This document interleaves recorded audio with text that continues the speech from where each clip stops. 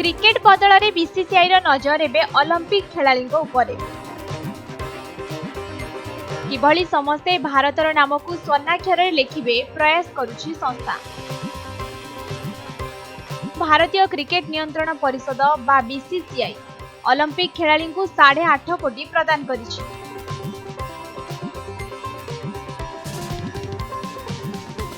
खेलाड़ी सुविधा पाई तथा विभिन्न खर्च वहन पाई से एही राशि प्रदान करिसंति। भारतीय ओलंपिक संघ को एही टंका दिया जाइछि।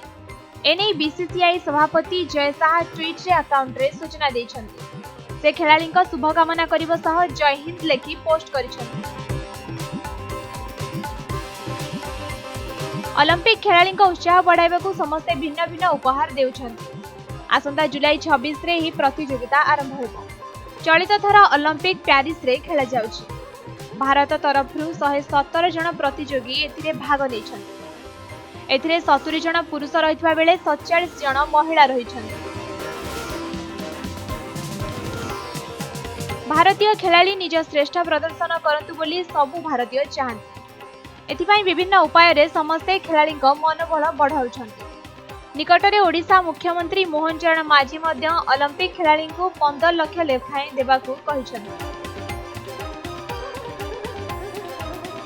ओलंपिक रे भाग नेबाकू थिबा ओडिशार 2 खेलाड़ी योग्य विवेचित हेबा परे से एही पुरस्कार राशि घोषणा करथिले।